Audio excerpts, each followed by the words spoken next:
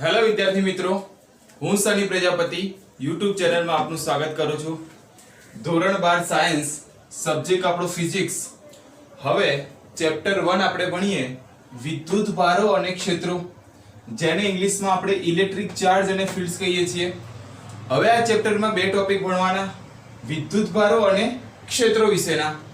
તો કે ઇલેક્ટ્રિક ચાર્જને આપણે Q વડે દર્શાવીએ છીએ અને ફિલ્ડ ને આપણે E વડે દર્શાવીએ છીએ। તો આ બે ચેપ્ટરની વાત કરવાની છે। હવે મિત્રો આપણે વિદ્યુત વિશેની ધોરણ 10 માં પણ ચર્ચા કરી રહ્યા છે। અહીં ધોરણ 10 ને થોડું પુનરાવર્તન કરતા, થોડું બેઝિકલી માહિતી ભણતા સાથે આપણે શરૂઆત કરીએ।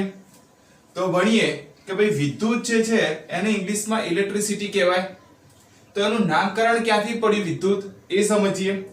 તો કે વિદ્યુતનું નામ ગ્રીક શબ્દ એને આપણે ઇલેક્ટ્રોન કહીએ છીએ, ગ્રીક શબ્દમાં ઇલેક્ટ્રોન કહેવાય, એના પરથી પડ્યું આપણું વિદ્યુતનું નામ। એટલે કે ઇલેક્ટ્રોનનો અર્થ એવો થાય એબર, ઇલેક્ટ્રોનનો અર્થ શું થાય છે એબર, અને એના પરથી વિદ્યુત અને ઇંગ્લિશમાં આપણે ઇલેક્ટ્રિસિટી કહી રહ્યા છીએ। હવે બીજું જે ડબલ યુનિટ કે તમે ક્યાંય પણ ટોપિકમાં ઉચોશો તો સ્થિત વિદ્યુત શાસ્ત્ર, તો સ્થિત વિદ્યુતમાન લખેલું હશે। તો કે સ્થિત વિદ્યુત શાસ્ત્ર, જેને ઇંગ્લિશમાં આપણે ઇલેક્ટ્રોસ્ટેટિક્સ કહીએ છીએ, ઇલેક્ટ્રોસ્ટેટિક્સ। હવે આ વિદ્યુત શાસ્ત્ર કોને કહેવાય એ સમજી લઈએ। તો એની ડેફિનેશન એટલે કે વ્યાખ્યા સમજીએ તો કે ભૌતિક વિજ્ઞાનની એટલે કે ફિઝિક્સની જે શાખામાં, એટલે કે શાખા એટલે કે બ્રાન્ચ, તો કે ફિઝિક્સની જે બ્રાન્ચમાં સ્થિત વિદ્યુત ભારોથી ઉદ્ભવતા બળો, ક્ષેત્રો અને સ્થિતિમાન, બળો, ક્ષેત્રો અને સ્થિતિમાનનો અભ્યાસ આપેલો હોય તેને સ્થિત વિદ્યુત શાસ્ત્ર અથવા સ્થિત વિદ્યુતમાન કહે છે। હવે કઈ ત્રણ વસ્તુ? તો બળો, ક્ષેત્રો અને સ્થિતિમાન। ચેપ્ટર 1 ની અંદર આપણે બળો અને ક્ષેત્રોની વાત કરવાની છે, જ્યારે ચેપ્ટર 2 ની અંદર સ્થિતિમાનની વાત થશે। એટલે કે આ ત્રણે ત્રણનો જ્યારે અભ્યાસ કરીએ છીએ એટલે કે ચેપ્ટર 1 અને 2 એને આપણે સ્થિત વિદ્યુત શાસ્ત્ર કહી રહ્યા છીએ। હવે આટલું વાત કર્યા પછી આપણે વિદ્યુત ભાર વિશે વાત કરીએ। તો કે વિદ્યુત ભારમાં શું કહેવાય અને વિદ્યુત ભારના પ્રકાર કોના, વિદ્યુત ભારના પ્રકાર કેટલા, તે કોને આપ્યા તેના વિશેની વાત કરીએ। તો કે વિદ્યુત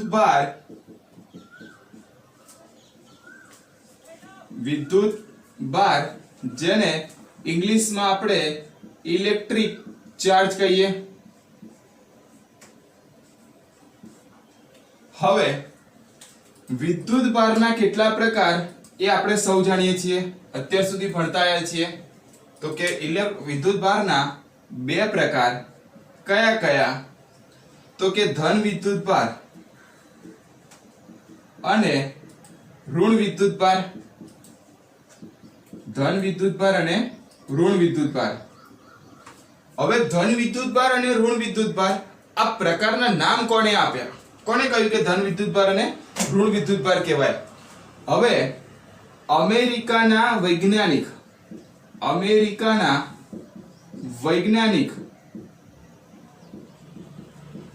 બેન્જામિન ફ્રેન્કલિન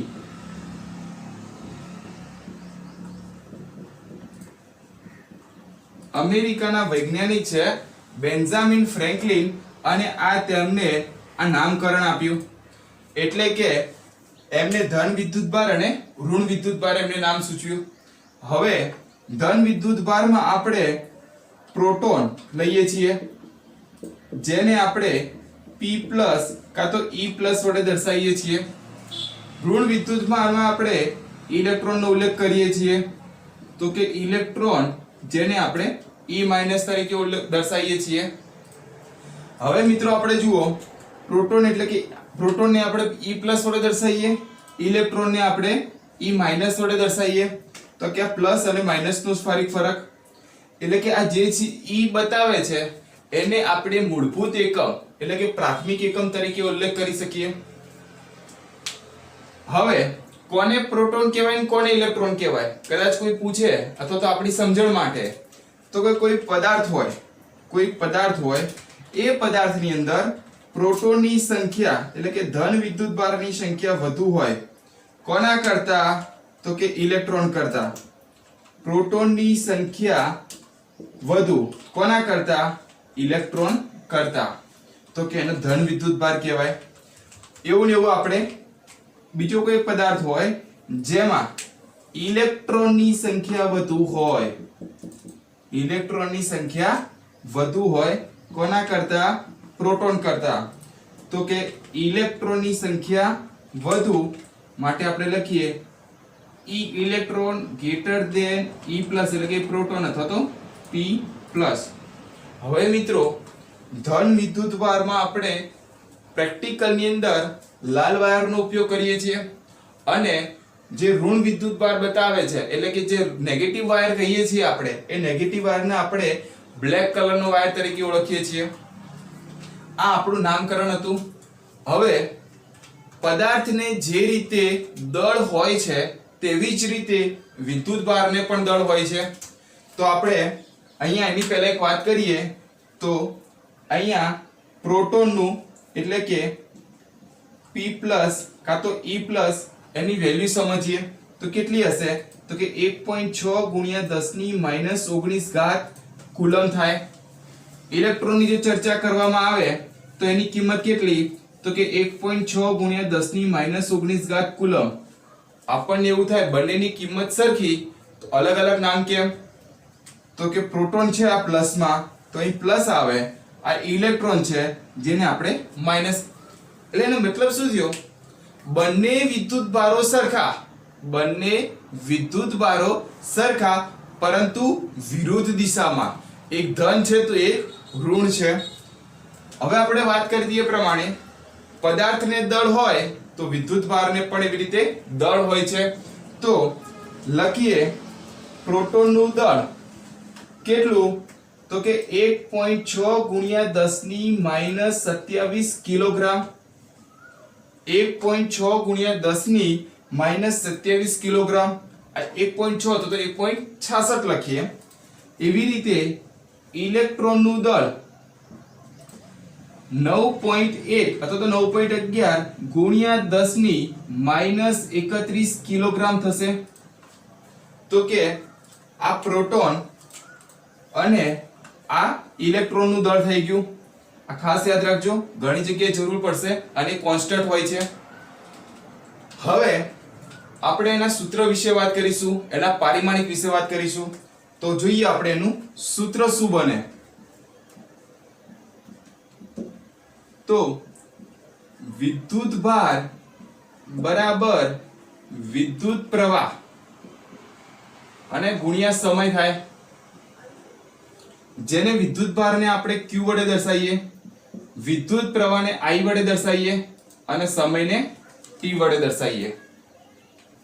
હવે એના એકમની ચર્ચા કરીએ તો કે SI એકમ શું બનશે તો વિદ્યુતભારનો SI એકમ કુલમ થાય જેને આપણે C વડે દર્શાવીએ. વિદ્યુત પ્રવાહ નો એકમ એમ્પિયર થાય જેને આપણે કેપિટલ A વડે દર્શાવીએ. અહીં ખાસ ધ્યાન રાખજો કેપિટલ A સ્મોલ a એટલે પ્રવેગ થઈ જાય.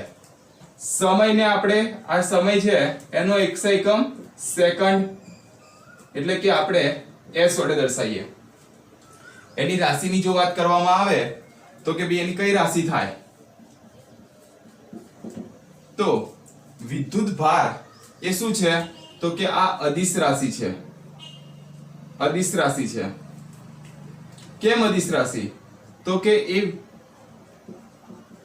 ઇલેક્ટ્રોનની ઉણપ દર્શાવે છે. ઇલેક્ટ્રોનમાં વધારો થતો હોય ઇલેક્ટ્રોનની ઉણપ થતી હોય તે દર્શાવે છે એટલે આપણે એને અદિશ રાશિ કહીએ છીએ.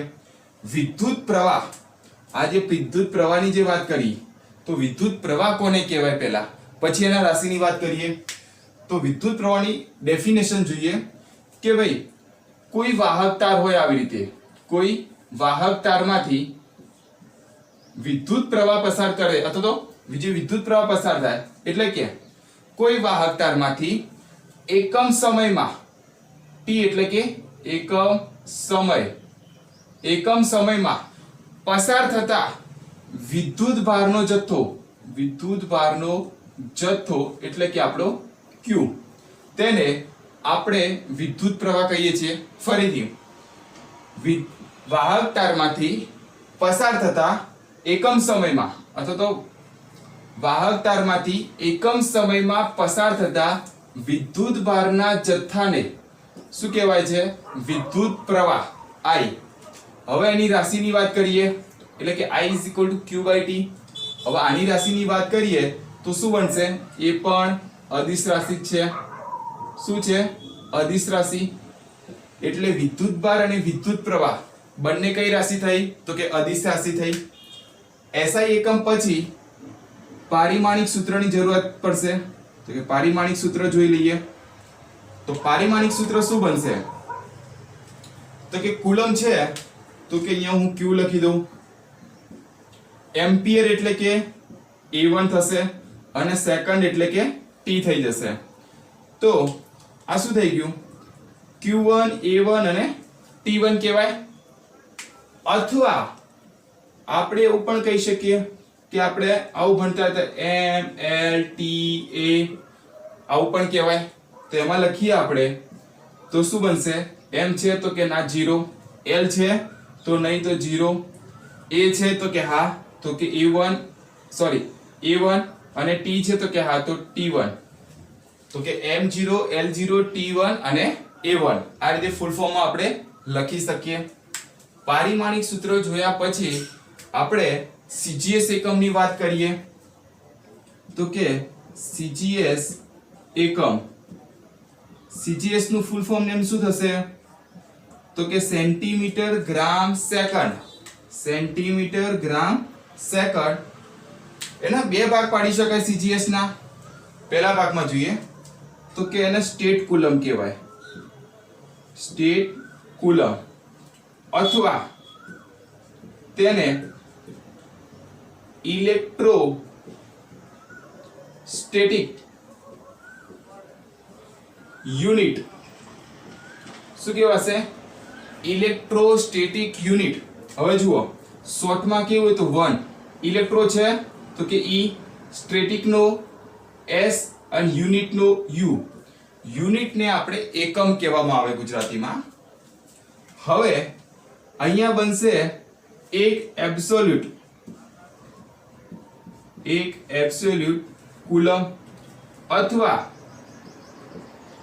એક ઇલેક્ટ્રોમેગ્નેટિક યુનિટ, જેને આપણે શોર્ટમાં લખવા જઈએ તો એક ઇલેક્ટ્રોનો E, મેગ્નેટિકનો M, યુનિટનો U થશે. એટલે કે આને ESU અને EMU કહેવાશે. હવે આપણે સૂત્ર જોયું SI એકમ, પારિમાણિક સૂત્ર CGS. હવે ખાસ અગત્યની વાત એ કે એના સંબંધની વાત કરીએ. SI એકમ અને CGS વચ્ચેનો સંબંધ તો કે 1 કુલમ બરાબર આ સ્ટેટ કુલમ છે તો કે 3 × 10⁹ સ્ટેટ કુલમ થાય અને એના બરાબર 1/10 1/10 એબ્સોલ્યુટ યુનિટ. એને શોર્ટમાં આપણે AB કુલમ કહી દઈએ. એટલે કે એબ્સોલ્યુટ કુલમ 3 નો સંબંધ થઈ ગયો. કોનો? તો SI યુનિટ આપણું 1 કુલમ, એના બરાબર 3 × 10⁹ સ્ટેટ કુલમ થઈ ગયા, એના બરાબર 1/10 એબ્સોલ્યુટ કુલમ થયા. હવે બીજો એક અગત્યનો એકમ જોઈએ કે ભાઈ 1 ફેરાડે બરાબર 96500 કુલમ થશે. 96500 કુલમ. હવે મોસ્ટ ઇમ્પોર્ટન્ટ વાત એ જે MCQ માં પૂછાઈ શકે, આપણને એવું પૂછે વિદ્યુત ભારનો સૌથી નાનો એકમ કયો? તો કે સ્ટેટ કુલમ. વિદ્યુત ભારનો સૌથી નાનો એકમ તો સ્ટેટ કુલમ. એવું પૂછે વિદ્યુત ભારનો સૌથી મોટો એકમ કયો? તો ફેરાડે. વિદ્યુત ભારનો સૌથી મોટો એકમ તો ફેરાડે. યાદ રહી ગયું? હવે આપણે આગળ જોઈએ તો કે એક કુલમ જેટલો ઋણ વીજભાર હોય, એક કુલમમાં ઋણ વીજભાર હોય તો એને ઇલેક્ટ્રોનની સંખ્યા એક કુલમમાં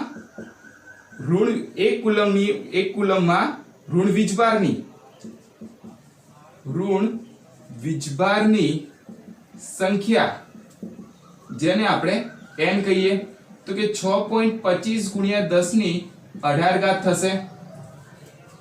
હવે એક લાસ્ટ ટોપિકમાં આમાં જોઈએ તો કે વિદ્યુત ભારમાં તો કે એને માપવા માટે શાનો ઉપયોગ થાય છે? તો કે આ ખાસ યાદ રાખજો, ઇલેક્ટ્રોસ્કોપ, બીજું ઇલેક્ટ્રોમીટર અને વોલ્ટામીટર.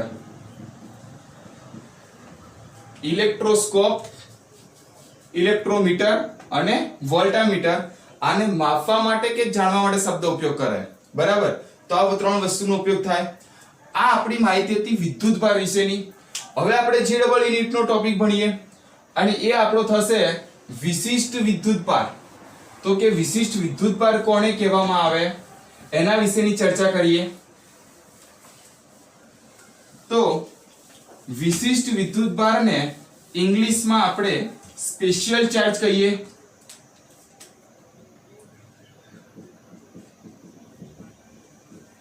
વિશિષ્ટ વિદ્યુતભાર જેને આપણે ઇંગ્લિશમાં સ્પેશિયલ ઇલેક્ટ્રિક ચાર્જ કહીએ. હવે આ વિશિષ્ટ વિદ્યુતભાર કોને કહેવાય એનો પહેલા સૂત્ર આપણે સમજી લઈએ. એની વ્યાખ્યા અને સૂત્ર, પારિમાણિક સૂત્ર, આ ટોટલી વસ્તુ સમજીએ. જો કોઈ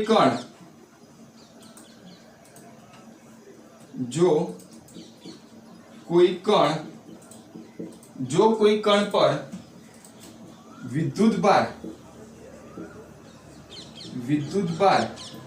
જેને આપણે Q કહેવાય અને વિદ્યુતભારમાં શું હોય? ઇલેક્ટ્રોન, પ્રોટોન હોય. તો આપણે અહીંયા E લખીએ અને તેમાં રહેલ અને એનું કોઈ દળ હોય જેને આપણે m એટલે કે માસ કહેવાય. હવે એ બંનેનો ગુણોત્તર હોય એટલે કે વિદ્યુતભાર અને દળના ગુણોત્તરને શું કહેવામાં આવે? વિશિષ્ટ વિદ્યુતભાર. એટલે શું થઈ ગયું? E/m. આ આપણી ફોર્મ્યુલા બની. આ આપણો ફોર્મ્યુલા બની ગઈ E/m. હવે આપણે વાત કરીએ એના SI એકમની કે ભાઈ SI એકમ કોને કહેવામાં આવે છે અને પારિમાણિક સૂત્ર. આ બે વસ્તુની આપણે ચર્ચા કરીએ. તો ઇલેક્ટ્રોન છે તો ઇલેક્ટ્રોનનું SI એકમ શું થાય? તો કે કુલમ થાય. બીજું માસ છે, માસ એટલે કે દળ, દળનું SI એકમ તો કે કિલોગ્રામ. તો આ વસ્તુ શું બની ગયું? કુલમ પર કિલોગ્રામ SI એકમ થઈ ગયો. પારિમાણિક સૂત્ર જોઈએ. હમણાં પારિમાણિક સૂત્રમાં આપણે Q IT લખતા હતા એટલે કે અહીંયા આપણે A1 અને T1 લખતા હતા અને કુલમનો એકમ વિદ્યુતભારનો એકમ શું? C. એટલે કે C બરાબર શું થઈ ગયું? તો કે અહીંયા A1 T1 અથવા તો વિદ્યુતભાર બરાબર A1 T1 અને માસ દળ એટલે કે m1. તો શું લખાશે? m - 1 A1 T1. અથવા જો આપણને પરીક્ષામાં એવું પૂછે વિશિષ્ટ વિદ્યુતભારનો એકમ પારિમાણિક સૂત્ર શું થાય અને એનો ઓપ્શન આવો આપેલો હોય m - 1 Q1 તો પણ સાચું, કારણ કે A1 T1 = Q1 થઈ જાય. એટલે ખાસ ધ્યાન આપજો, m - 1 અને Q1. હવે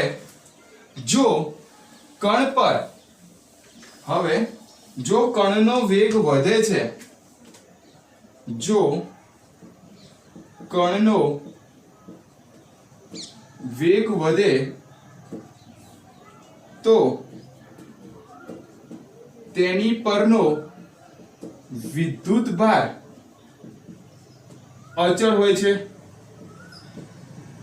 એટલે કે જેમ કણનો વેગ વધે છે અથવા તો કણના વેગમાં વધારો થાય તેમ તેના વિદ્યુતભાર કેવો રહે છે તો કે અચળ રહે છે. અને એક સૂત્રના આધારે આપણે કહીએ કે m = m0 upon √1 - v² upon c². આ સૂત્રના આધારે આ સૂત્ર એવું કહે છે કે દળમાં થતો વધારો એટલે કે દળમાં વધારો, આ દળમાં વધારો સૂચવે છે અથવા તો દળ વધે છે. અને એના ઉપરથી એવું કહેવાય કે જો કણનો વેગ વધે અથવા તો જેમ કણનો વેગ વધે તેમ તેના પર વિશિષ્ટ વિદ્યુતભાર ઘટે છે. એટલે કે જેમ જેમ કણનો વેગ વધે તો વિશિષ્ટ વિદ્યુતભાર શું થાય ઘટે, અને કણનો વેગ વધે તો વિદ્યુતભાર કેવો રહે છે અચળ. હવે આ કોના આધારે કહ્યું તો સૂત્ર કહ્યું m = m0 upon √1 - v² upon c² અનુસાર આપણે આ વાત કરી છે. થેન્ક યુ મિત્રો.